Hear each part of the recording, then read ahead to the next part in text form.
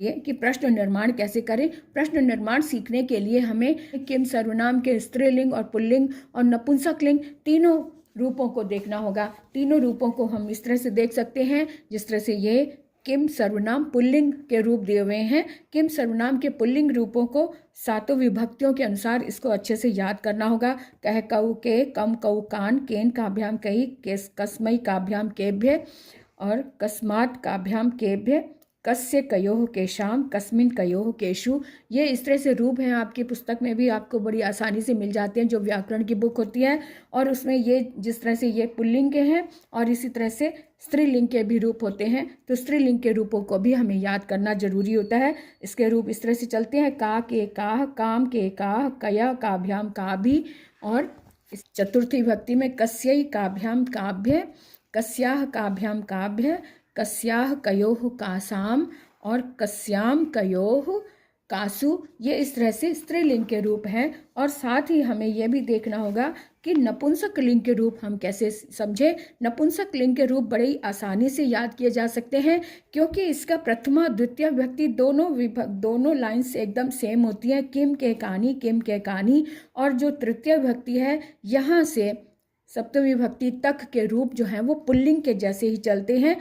केन काभ्याम कई, कस्मई काभ्याम के भी यही तृतीय विभक्ति से ये जो केन काभ्याम ये पुल्लिंग में भी होते हैं। तो इसलिए नपुंसक लिंग को सिर्फ दो विभक्तियों में याद करना जरूरी है। ये याद कर लो, बाकी तृतीय विभक्ति से पुल्लिंग जैसे रूप चलेंगे, इसलिए पुल्लिंग रूप जरूर याद करो प्रश्न निर्माण करने के लिए। अब हम आते हैं इन वाक्यों पर। इन वाक्यों को कैसे समझें। इसमें लिखा है कालेन चटकाया संतति ही जाता।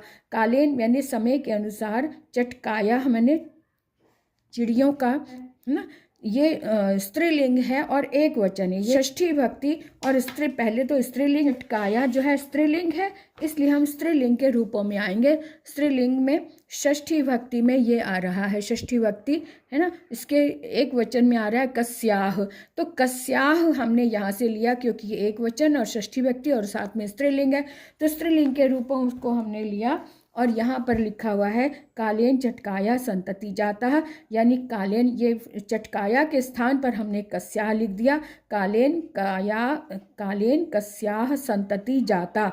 तो इस तरह से हमने इसको प्रश्न निर्माण में बदला। जब प्रश्न निर्माण में बदलेंगे तब वाक्य के अंत में प्रश्नवाचक चिन्ह जरूर लगाना है, ये भी आपको ध्यान रखना है।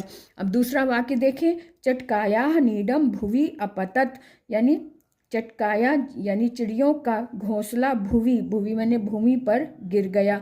तो नीडम, यहाँ पे नीडम में द्वितीय विभक्ति आई हुई है, नीडम यानी द्वितीय विभक्ति और साथ में ये नपुंसक लिंग है और साथ में ये एक वचन है। तो नपुंसक लिंग एक वचन हमने सीखा था, अभी देखा था कि नपुंसक लिंग का प्रथमा द्वितीय विभक्ति सेम होती है, किम के कानी, किम के कानी। तो किम इसमें आ जाएगा, नीडम के स्थान पर किम लगाकर हम वाक्य पूरा लिख देंगे और अंत में प्रश्नवाचक चिन्ह लगा देंगे। तो ये इस तरह से प्रश्न निर्माण हो गया। अब आगे देखिए, गजस्य वधे नैव माम दुखम अपसरेत। अब गजस्य में ये हमें समझ आया कि राम शब्द के रूप हमें याद किए थे ना, या बालक के या देव के।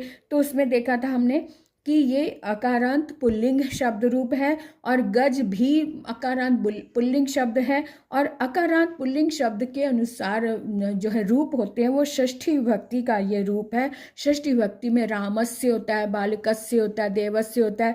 तो यहाँ पर भी गजस्य लिखा है, इसका मतलब ये षष्ठी विभक्ति एक वचन है। तो इसके स्थान पर हम किम सर्वनाम की ओर जाएंगे। किम सर्वनाम की षष्ठी विभक्ति को देखेंगे कि षष्ठी विभक्ति पुल्लिंग में क्या कि ये गजस्य षष्ठी विभक्ति पुल्लिंग है। तो पुल्लिंग शब्द रूप के षष्ठी विभक्ति पर हम आए। षष्ठी विभक्ति में इसके रूप चलते हैं कस्य में, है ना।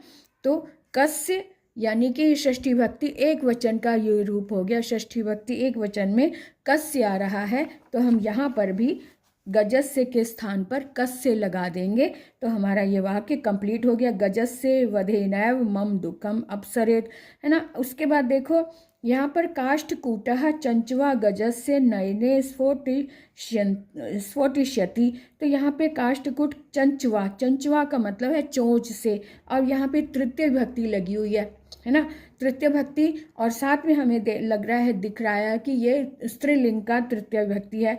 तो कूट ने अपनी चोंच से गज के नयनों को फोड़ दिया।